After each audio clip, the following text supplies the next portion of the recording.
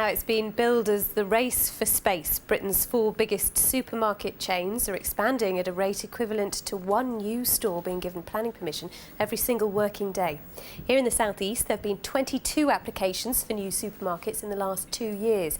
16 of them have been approved, 13 in Kent and 3 in Sussex, while 6 are still being considered, 3 in Kent and 3 in Sussex. One of the biggest developments planned is a new Tesco superstore in Dartford.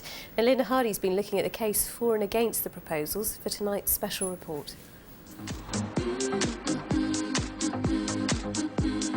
Tesco wants to make Dartford its newest shopping destination, replacing shops it's already taken over and brightening up a scene of boarded up windows on an increasingly derelict high street. I think it's a good idea. It's a shop up this end of town, whereas most of them are at the bottom of town. I say that I wouldn't use it, I probably would end up using it, but I don't think it would regenerate the town because, quite honestly, it's so far out of the town that people will just buy their shopping, get in their car and go home. We've got a big Sainsbury's and a Waitrose already here, and I don't think we really need it. Also, I think it would ruin the part where they're planning to build it.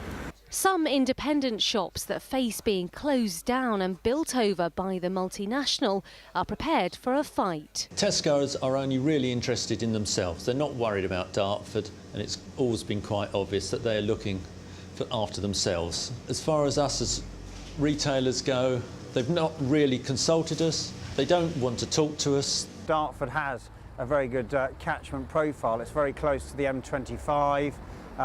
It's got very good links into East London and the Olympics and everything coming forward. So it makes absolute sense that they'd want to come to the town like Dartford, particularly when their main rivals are in the town already. Tesco say that most of their new store applications are not for large supermarkets but for small local convenience stores.